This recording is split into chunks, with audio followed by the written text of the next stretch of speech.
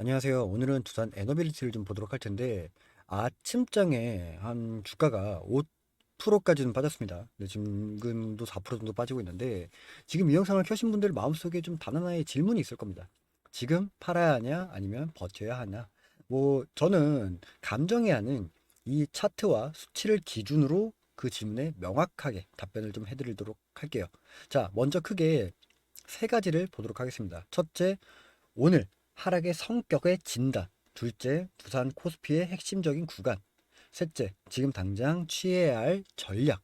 이렇게 세 가지, 이 세 가지를 말씀 좀 드릴 건데 끝까지 보시면서 어디에서 팔고 어디서 버텨야 하는지 제가 명확하게 숫자로 말씀을 좀 드리도록 할게요. 자, 먼저 그러면 팩트부터 확인 좀 해봅시다. 오늘의 두산은 단기 지지선을 한 곳을 이탈했습니다.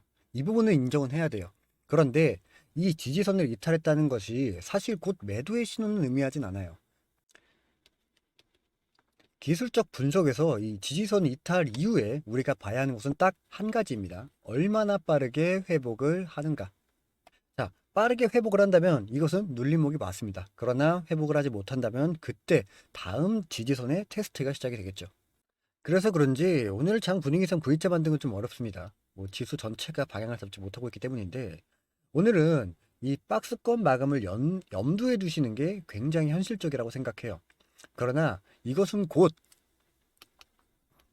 매도, 이 팔아야 한다는 의미는 절대적으로 아닙니다. 자, 이해가 되기 쉽게 예시를 좀 들어보자면 여러분들이 지지선 이탈을 보자마자 매도하는 것은 노란 신호등의 급브레이크를 밟는 것과 같습니다.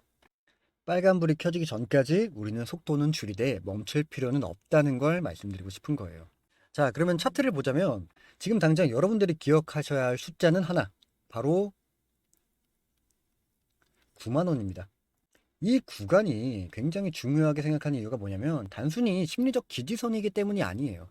이게 주봉 기준으로 봤을 때 20일 평균 이동선과 겹치는 자리입니다. 이중으로 지지력이 형성되는 구간이라는 뜻이죠.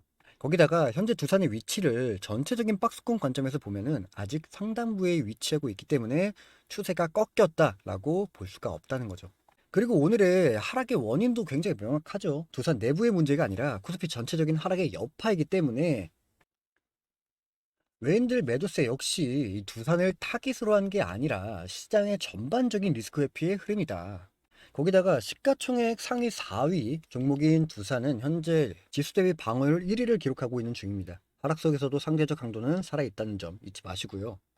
제가 여러분들에게 말씀드리고 싶은 게 뭐냐면 두산만 본다면 여러분들은 불안할 겁니다. 하지만 코스피의 전체적인 그림을 보게 된다면 맥락이 잡힌다는 거예요. 자, 지금도 경험하고 있는 코스피의 상태가 이 가격을 조정하는 게 아니라 기간을 조정하고 있는 겁니다. 급락이 아닌 옆으로 천천히 흘러내리는 흐름. 이것이 의미하는 바가 V자 반등보다도 횡보를 하면서 방향을 탐색하는 가능성이 굉장히 높다는 거예요. 그만큼 현재 이 시장 자체가 좀 쉬어가고 있는 타임이다 라고 생각하시면 되는데 핵심은 이거라는 거예요. 코스피가 5400에서 5450포인트에 도달하는 단기 기술적 반등의 구간이 온다면 그때 비중을 점검하는 타이밍이 됩니다. 그 전까지는 포지션을 섣불리 건드릴 이유가 전혀 없다는 거죠. 여기서의 개인 투자자분들의 실수가 좀 나와요. 하락장에서 우리 개인 투자자분들이 하는 게 뭔가를 자꾸 해야 한다는 조급함을 가지고 있어요. 아무것도 하지 않는 것도 명확한 전략입니다. 제가 왜 이렇게까지 이야기를 하냐면 지금의 구간에서 만약에 여러분들이 매도를 했다 칩시다.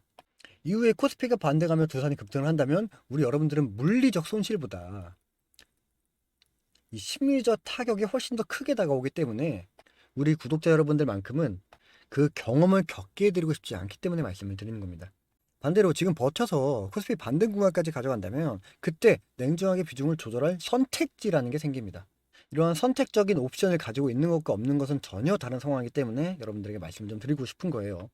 그리고 마지막으로 가장 중요한 이야기인 이 AI, 지금 하락을 하고 있는 AI 사이클의 종료를 의미하는가 아닌가를 말씀 좀 드려보고 싶은데 현재 노이즈의 요인들을 살펴보면 이 지정학적 리스크, 금리의 불확실성, 원유 가격도 있고 펀드 환매, 이 모두가 전체적인 AI 사이클을 바꿀 수 있는 변수가 아닌 일시적인 외부의 충격입니다. 시대적으로 앞으로 당분간 AI라는 구조적 메가 트렌드 자체는 변형되진 않을 겁니다. 버블의 끝은 항상 우리 모두가 흥분했을 때 나옵니다.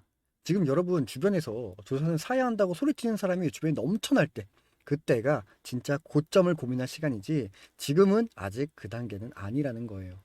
따라서 제가 여러분들에게 말씀드릴 수 있는 판단은 AI 전력 사이클이 유효하다고 믿는다면 지금의 두산은 버티는 것이 맞습니다. 반면에 그의 믿음에 흔들린다 라고 쳤을 때 그때는 매도하는 게 맞습니다. 하지만 오늘의 마이너스 5%가 그 기준이 되어서는 안 된다는 걸 말씀드리고 싶은 거예요. 시장은 결국 인내하는 사람에게 기회를 줍니다. 당장은 시장의 여파로 흔들릴 수는 있겠지만 지금 가장 좋은 전략은 관망입니다.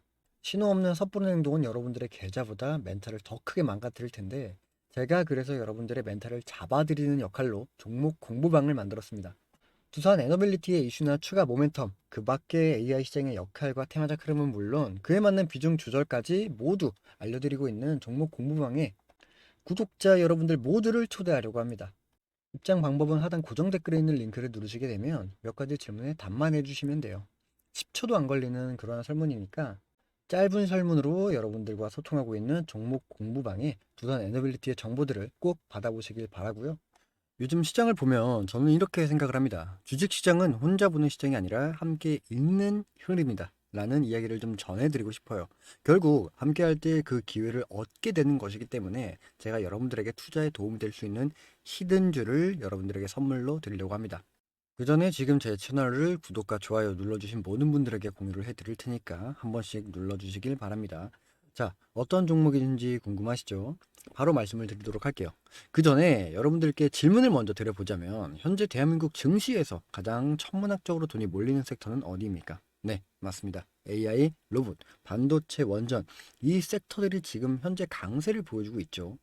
그만큼 미래 산업 먹거리에 돈들이 몰려있는 상황이라는 겁니다. 그럼 이 섹터들을 통해 큰 수익을 볼 수 있는 곳은 현재 어디일까요? 맞습니다. 현대차입니다. 그렇다고 제가 현대차 자체를 말씀드리는 게 아니라 바로 현대차를 통한 수익 구조가 보여지고 있는 수혜주를 말씀드리려고 해요. 현 시장에서 현대차가 올라가는 이유가 어떤 것이 있었나요? 네, 맞습니다. 보스턴 다이나믹스가 상장을 하기 때문에 그에 걸맞는 기대감이 중폭이 되어지면서 주가는 올라간 거겠죠. 그럼 우리는 다른 관점으로 보스턴 다이나믹스 상장에 관련돼 그에 걸맞는 수혜주를 알아봐야 된다는 거예요.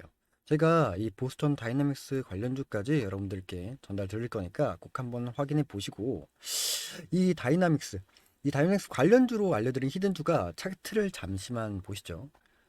자, 지금 보시는 차트가 의미하는 게 굉장히 많아요. 여러분들이 꼭 확인해 보셔야 하는 종목이고 제일 중요한 건 이 주가가 현재 가진 재료에 비해 굉장히 느린 움직임을 좀 보여주고 있는 부분이라는 거예요.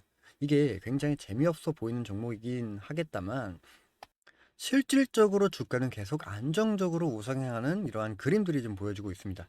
자, 그렇기 때문에 이 종목, 뭐 주가가 이렇게 무너질 것 같다라는 생각은 일단 안 드는 종목인데 최근에 좀 급등을 했죠. 이 최근 급등을 해서 이 박스권을 탈피, 뭐 올라가는 과정인데 우리가 봐야 하는 핵심적인 부분이 바로 여기입니다. 이 기업의 이익, 즉 재무제표를 한번 확인을 해 봐야 한다는 거예요. 이 매출에 대한 부분들도 뭐 꾸준히 증가하고 있고 영업이익도 꾸준히 증가하고 있습니다. 자, 그렇다면 2021년을 대비해서 2024년 이익을 한번 보자면 영업이익이 무려 4배가 늘어났습니다. 그에 반면에 2021년, 2024년도에 주가의 움직임을 보면 어떻습니까? 크게 변한 게 없죠. 영업이익이 4배가 늘어난 주가가 맞다고 생각이 드십니까? 절대 아니라는 거예요.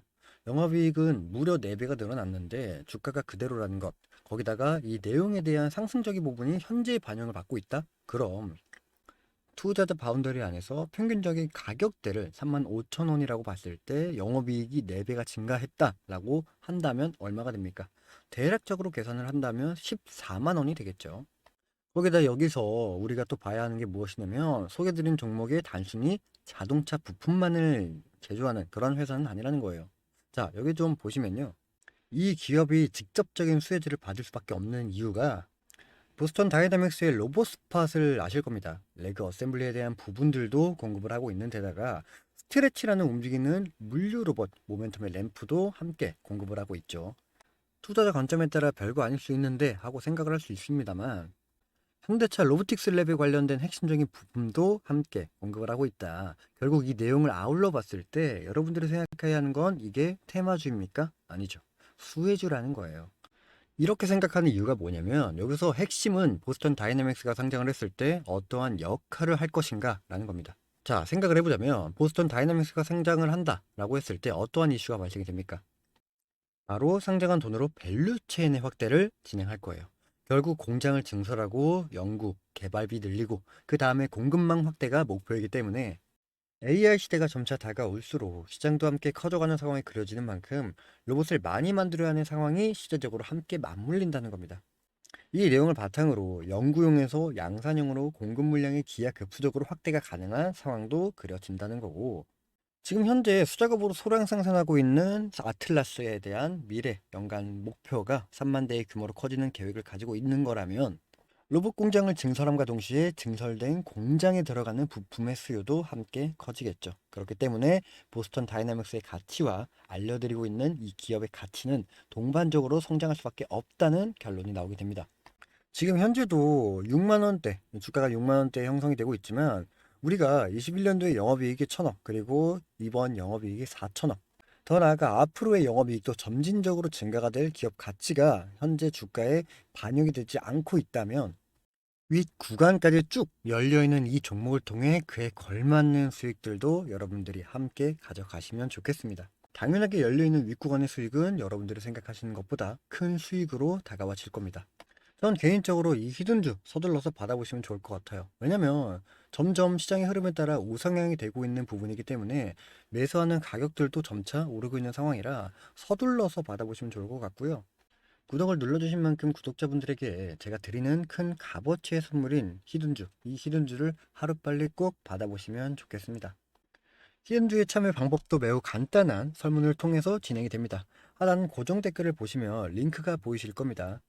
두 가지 되는 질문인데 이 질문에 답을 해주시면 됩니다. 20초도 안 걸리는 짧은 설문이니까요. 쉽게 구독과 설문 작성으로 큰 수익을 가져갈 수 있는 히든주를 하루빨리 꼭 받아보시길 바라겠습니다.